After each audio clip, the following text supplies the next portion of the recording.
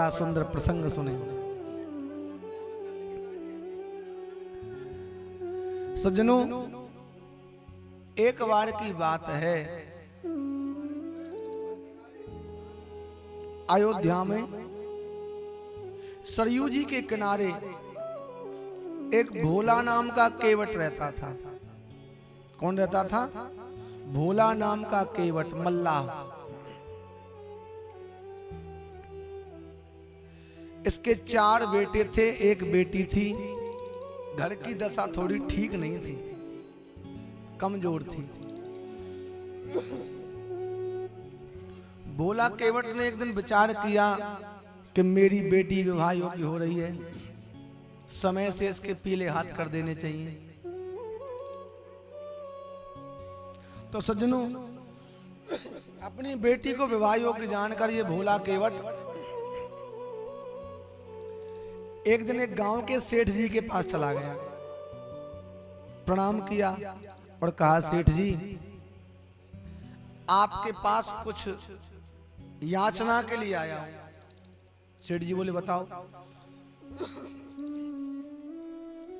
इस भोला ने कहा, सेठ जी, मेरी बेटी विवाह योग्य हो गई है, उसका विवाह मुझको करना है। तो उसके विवाह के लिए मेरे पास पर्याप्त धन नहीं है। तो आप ऐसा करो कि मुझको 500 रुपए कर्ज पे दे दो, उधार दे दो, जिससे कि मैं अपनी बेटी का विवाह कर सकूं। और आपसे को वचन देता हूं, आपको वायदा करता हूं कि बेटी के विवाह के बाद शीघ्रता से मैं ब्याज समेत आपके पैसे आपको लौटा दूंगा। सज्जनों, सेठ जी को भोला पे दया आ गई और सेठ जी ने भोला को धन देना स्वीकार कर लिया। पर सेठ जी बोले, भोला, तू पैसे ले जा रहा है, कोई गवाही के लिए तेरे संग है ही नहीं, कोई गवाह ले आता। बीच में कोई बिचौलिया होना चाहिए ना, कि जिसके सामने तू धन ले, मैं धन दूं। क्या पता कल मेरे मन में बेईमानी आ जाए, तेरे मन में बेईमानी आ जाए। सज्जनों, भोला केवट भगवान श्री राम का सेवक था। इसने कहा, सेठ जी, अब मैं किसको लेके आऊं? मेरे रघुनाथ जी गवाह हैं, अगर आप विश्वास करते हैं तो धन दे दीजिए, अन्यथा मना कर दीजिए। सेठ जी ने विचार किया, बड़ा सीधा है, चलो इसको 500 रुपए दे देते हैं। 500 रुपए दे दिए और कहा, बोला, समय से लौटा देना। और अपने बही खाते में सेठ जी ने तारीख दिन सब लिख लिया। भोला ने अपनी बेटी का विवाह किया। विवाह पूर्ण होने के बाद भोला ने मेहनत की, इसके बेटों ने मेहनत की और 500 रुपए और जो उसका ब्याज बनता था वो इकट्ठा कर लिया। और भोला वो सब पैसे लेकर सेठ जी के पास गया,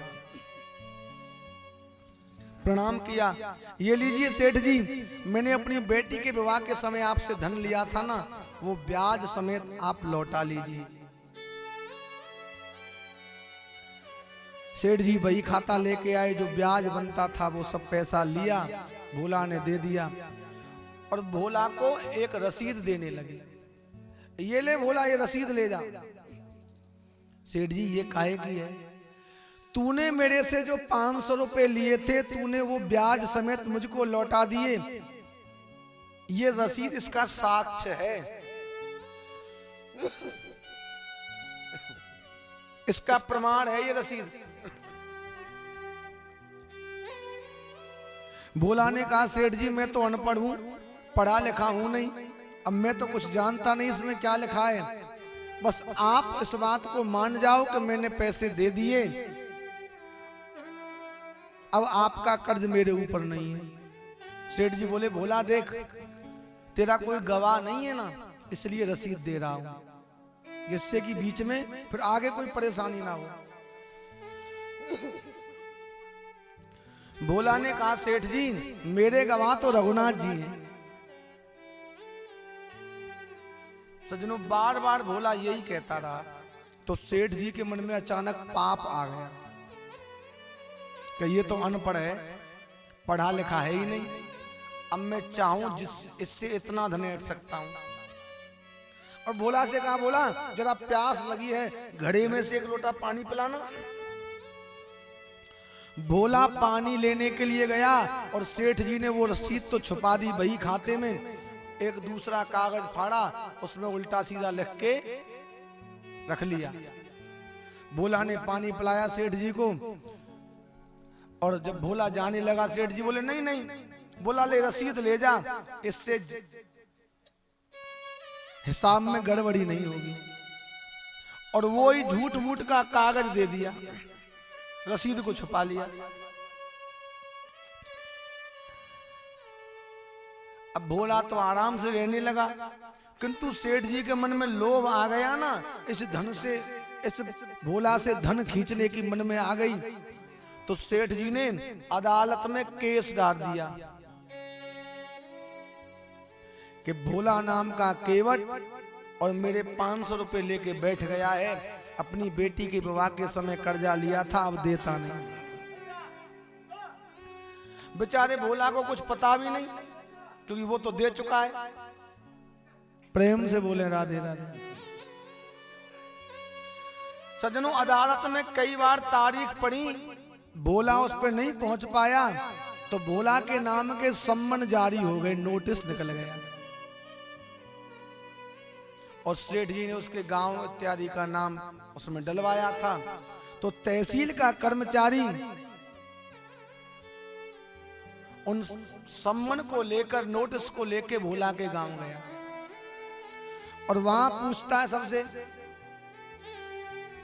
भैया जिसके मित्र रघुनाथ जी हैं वो भोला केवट कहाँ रहता है, उसके नाम का नोटिस है। सुबह से सांझ हो गई, घूमते घूमते उसको कोई मिला ही नहीं। अब भोला केवट तो है, पर उसके मित्र रघुनाथ जी हैं नहीं है, ये नहीं पता। बड़ा परेशान। तो जब वो तहसील का कर्मचारी लौट रहा था, तो रास्ते में एक मंदिर पड़ा, भगवान श्री राम का, रघुनाथ जी का। पुजारी जी ने प्रणाम किया, अरे साहब आज यहाँ कैसे? बोले भोला नाम का कोई केवट है, जिसके सखा, जिसके गवाह रघुनाथ जी हैं, उसके सम्मन जारी हुए हैं। सेठ जी से 500 रुपए उधार लिए, वो चुकाए नहीं, और ना तारीख पे आता है। अदालत ने नोटिस भेज दिया। कब की तारीख है? बोले कल की उसकी तारीख है। कल वो नहीं गया तो फिर अदालत सख्त कार्रवाई करेगी। पंडित जी ने, वो पुजारी जी ने नोटिस ले लिया। मैं जानता हूं उस भोला केवट को, जिसके मित्र रघुनाथ जी हैं। वो तहसील का कर्मचारी वो नोटिस देके चला गया। पंडित जी ने वो नोटिस लिया और रघुनाथ जी के मंदिर में गए। प्रभु कैसी परीक्षा लेते हो अपनों की? अरे आपका परम भक्त भोला, वही बेचारा मल्लाह जो नाव चला के जीवन यापन करता है, उसी के नाम का नोटिस है। उसकी लाज रख लेना। आपके भरोसे किया है उसने जो किया है, और चरणों में वो नोटिस रख दिया। शाम के समय भोला दर्शन करने के लिए आया, तो पंडित जी बोले भोला तूने अपनी बेटी के विवाह के समय क्या किसी सेठ जी से 500 रुपए उधार लिए? हाँ पंडित जी मैंने लिए थे। तो फिर लौट आए नहीं? बोले मैंने तो कब के लौटा दिए, ब्याज भी दे दिया। पुजारी जी बोले बेटा भोला, उस सेठ ने तेरे ऊपर कोर्ट में केस डाल दिया है, तू जाके गवाही दे। तेरे नाम का नोटिस निकल गया है, सम्मन जारी हो गए, कल की तेरी तारीख है, चले जाना, सब सही सही बता देना, अन्यथा तेरे संग कोई बुरा ना हो जाए। भोला कहता है मैंने तो सब दे दिया, अब मैं क्या करूं? पुजारी जी बोले जिसके सामने पैसे का लेन देन हुआ कोई गवाह था?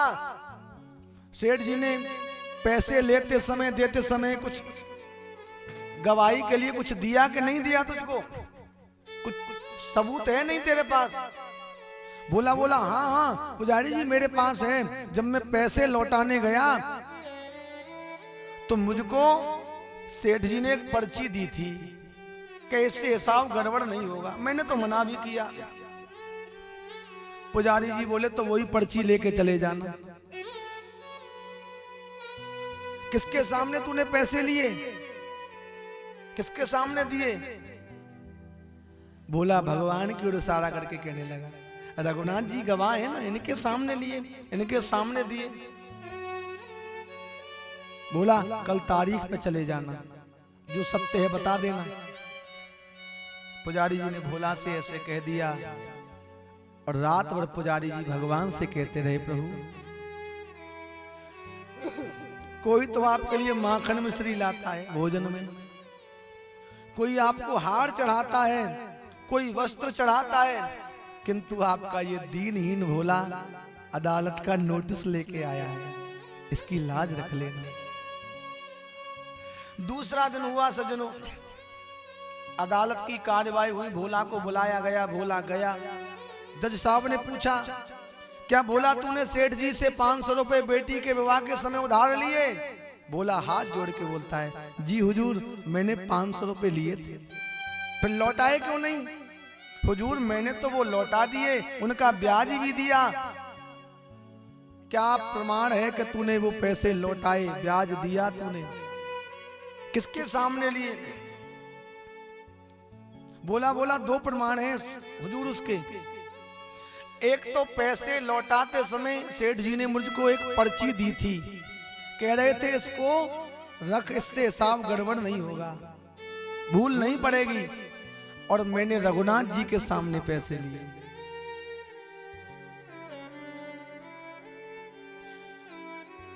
जज साहब बोले, भोला वो पर्ची लेके आना, कल की तारीख है तेरी।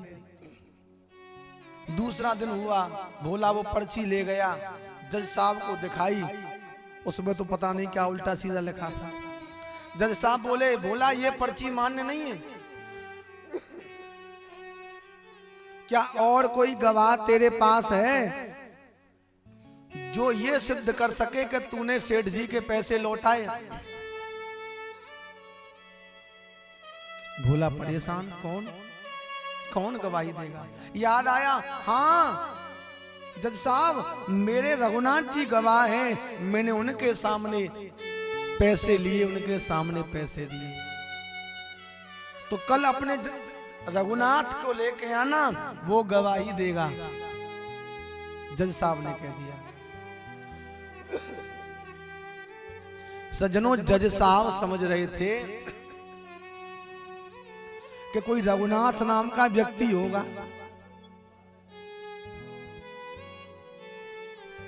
दूसरा दिन जब अदालत का होने वाला है, आज रात्रि में भोला केवट भगवान के मंदिर गया, नित्य जाता है, और भगवान से कहने लगा, प्रभु रघुनाथ जी मैंने तो आपके सामने पैसे लिए, आपके सामने दिए,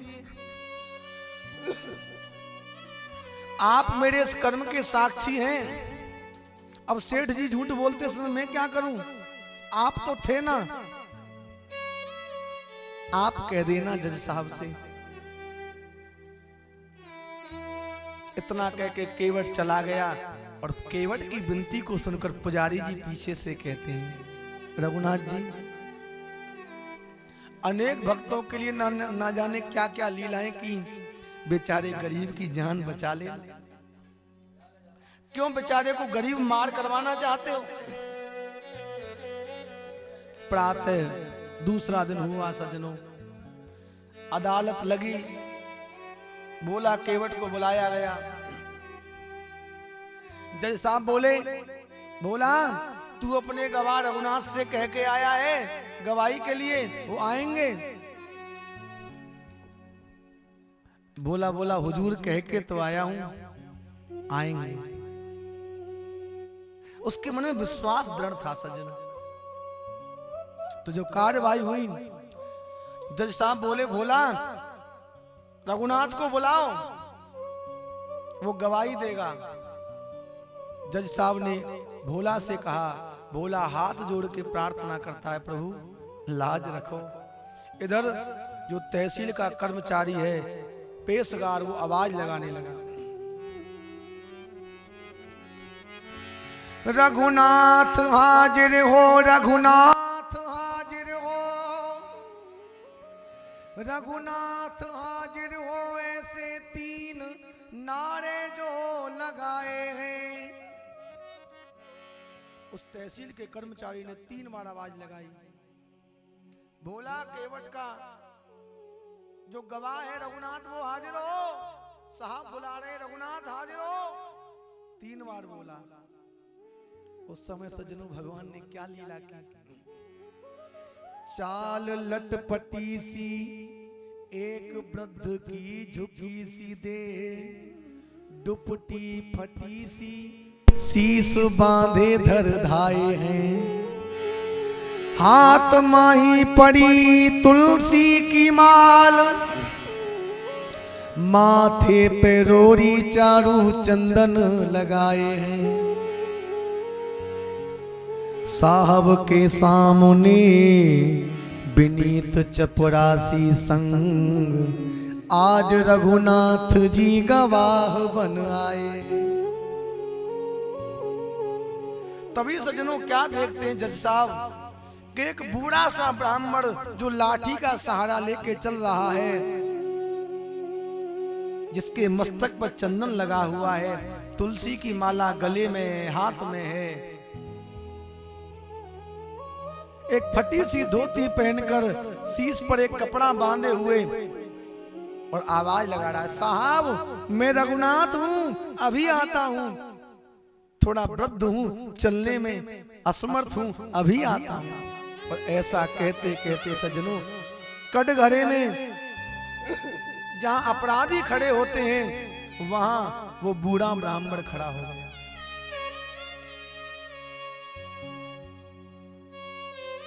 जज साहब ने पूछा, क्या आप ही वो रघुनाथ हैं जिसके सामने इस भोला ने सेठ जी से पैसे लिए और पैसे दिए? वो ब्राह्मण कहता है, हाँ साहब, मैं वही रघुनाथ हूं जिसके सामने भोला ने पैसे का लेन देन किया। ये सेठ जी तो मना करते हैं। वह ब्राह्मण कहने लगा, साहब बेचारे भोला की मजबूरी का और अनपढ़ होने का फायदा ये सेठ जी उठा रहे हैं। इन्होंने जब इनको पता लगा कि भोला अनपढ़ है, पढ़ा लिखा नहीं, तो असली जो रसीद थी वो पानी पीने के बहाने बही खाते में छुपा दी। इनकी अलमारी में उतने नंबर की फाइल में और उतने नंबर के पृष्ठ के बीच में वो पर्ची रखी है साहब, आप जाके देख लो।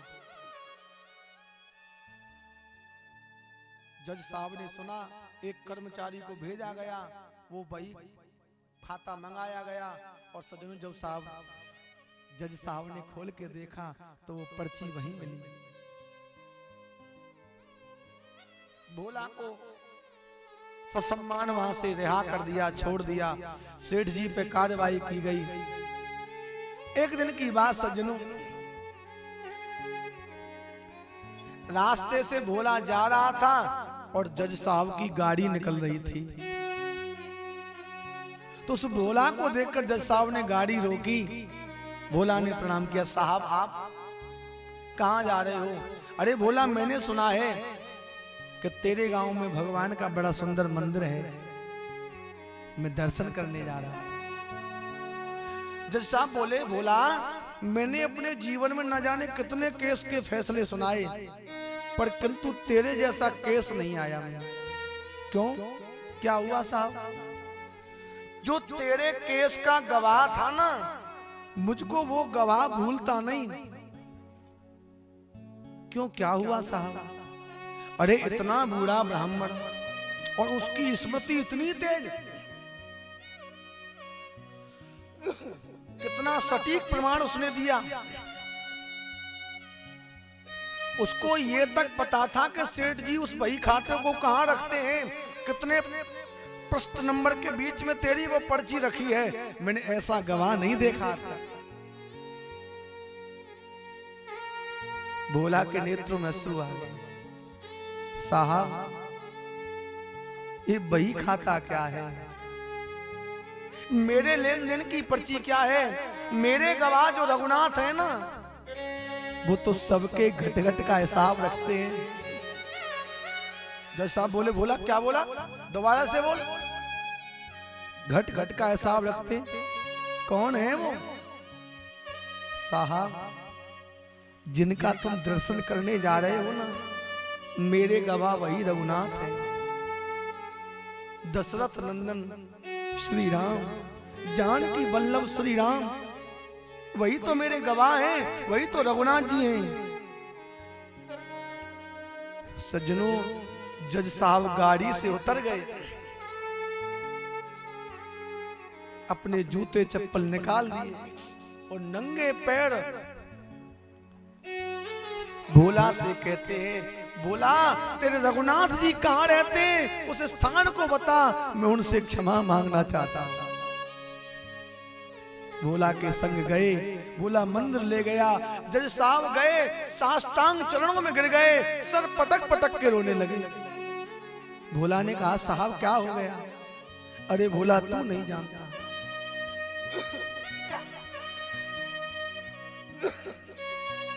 अरे भोला ये पूछ क्या नहीं हुआ? सब जीवन भर की कमाई मेरी चले गई। क्यों साहब क्या हो गया? अरे भोला तू नहीं जानता,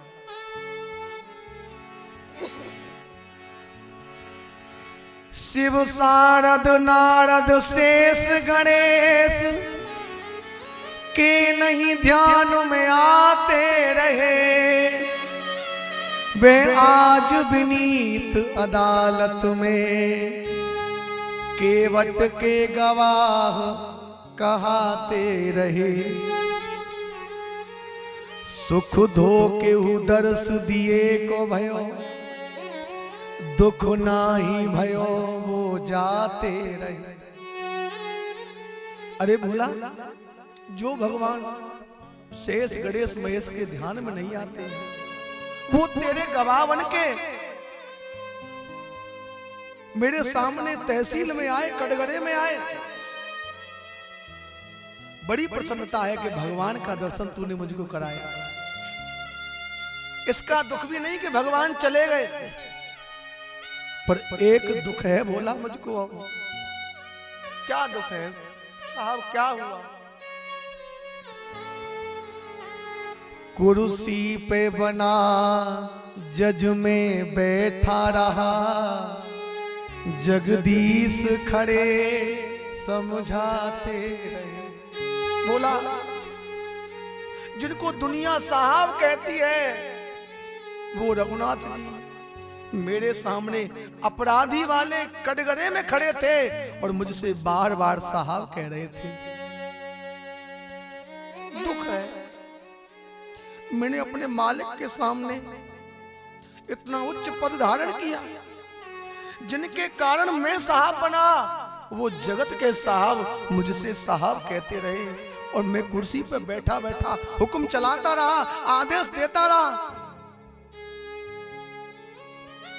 भोला, मेरे जीवन भर की तपस्या बिगड़ गई। कुर्सी पे बना जज बैठा रहा, जगदीश खड़े समझाते रहे।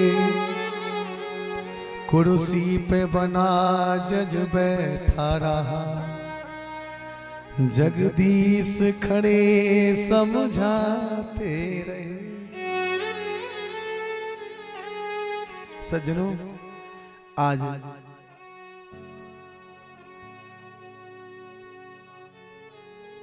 मन में बड़ा दुख हुआ। उसी दिन गए सज्जनों, नौकरी से अपनी से इस्तीफा दे आए। उस पद का क्या करूं जिस पद ने भगवान का अपमान करा दिया, और वहां से छोड़ के वृंदावन आ गए। वृंदावन आ गए और उनका नाम पड़ गया जज बाबा।